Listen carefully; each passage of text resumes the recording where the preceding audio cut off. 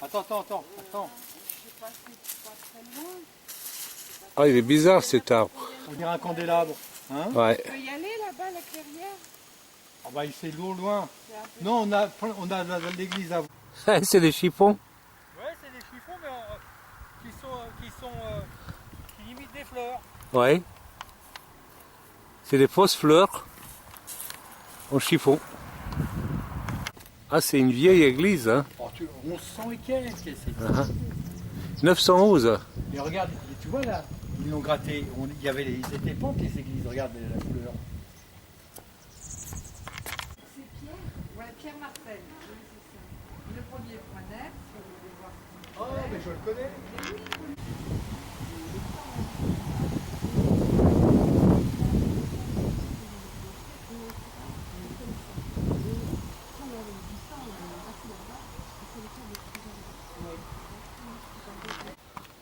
On a mangé.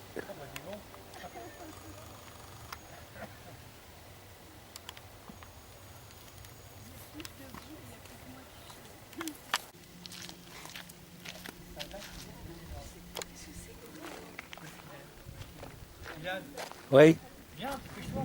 Ah non, c'est ici que ça se passe. Ah, c'est magnifique. Ah, oh là là là là, c'est à proprement dit ahurissant. Regarde-moi ça. Franchement, ça doit être Hein? Ça, du Moyen-Âge jusqu'à nos jours. Également l'ensemble, le tour de l'ensemble de cette partie Renaissance. Vous avez également ces grands arcs de cercle ici qui créent ce passage voûté. Et sur un château médiéval, le but du jeu c'est de faire le moins d'ouverture possible. Si vous regardez, on a très peu de fenêtres, très peu d'ouvertures. Et ces fenêtres sont également extrêmement petites pour une raison très simple. C'est qu'au Moyen-Âge, lorsqu'on faisait un siège ou un assaut, on utilisait des machines de guerre, des catapultes qui envoyaient des boulets de 80 à 100 kg.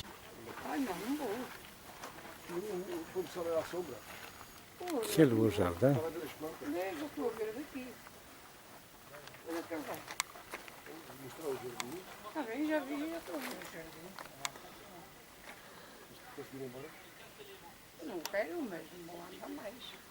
Un domaine relativement important, mais c'est tout ce qui est compris intramuros.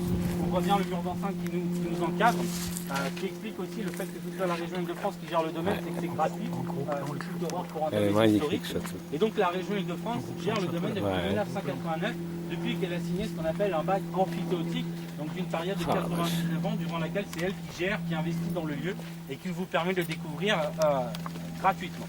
Et cette région Île-de-France donc, a signé ce bail amphithéotique avec la fondation Charles-Léopold Meyer. C'est fondation un domaine aussi important qui dépasse les 1000 hectares. Certains historiens avancent même le chiffre de 1200 hectares, qui paraît un petit peu exagéré. En tout cas, plus de 1000 hectares, c'est avéré. Et donc cette femme, en 1744, est un petit peu fatiguée de gérer un domaine aussi important et va offrir le domaine.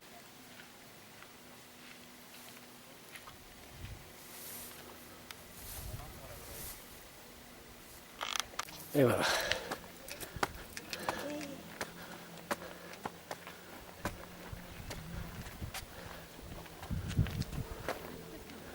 Ouf.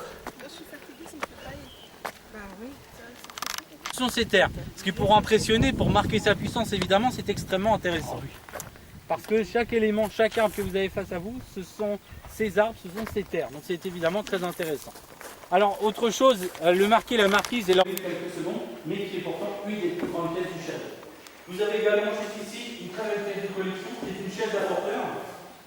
Pour celles et ceux pour qui c'est la première fois que vous en voyez, c'est une chaise d'apporteur dans un très bel état de conservation, notamment avec ses peintures. Elle possède également tout son aménagement intérieur, avec l'assise, avec la tapisserie, les accoudoirs, les fenêtres amovibles également. Et puis surtout, donc, même pour celles et ceux qui ont déjà vu des chaises d'apporteur, il est assez rare d'en découvrir avec, donc non seulement cet état de conservation, mais surtout avec ses passants ici. Ce sont les passants d'origine, puisque la plupart des chaises d'apporteur aujourd'hui en France n'ont soit plus leurs passants, ou en tout cas n'ont plus ceux d'origine, puisqu'ils ont tous été retirés systématiquement à la Révolution française. On a détruit beaucoup de chaises d'apporteur à la Révolution, et celles qu'on ne diffusait pas, l'atmosphère du lieu. Vous avez également juste au-dessus du miroir une allégorie, donc une représentation très stylisée d'un élément, en l'occurrence ici la musique, avec des partitions, des instruments. Et puis effectivement, vous avez face à vous un portrait de Ninon de l'Enclos, cette fameuse femme que je vous ai décrite comme étant la plus belle de son temps, la plus charismatique, c'est elle qui a le plus de charme, que tous les hommes tentent de courtiser, tous les hommes tentent d'obtenir ses charmes et ses faveurs. Et isolé de la foule. Alors on va ressortir par contre par cette porte. Et oui, c'est très organisé. On ressort par cette porte pour éviter de refaire tout le château, surtout s'il y a un autre groupe qui est juste derrière.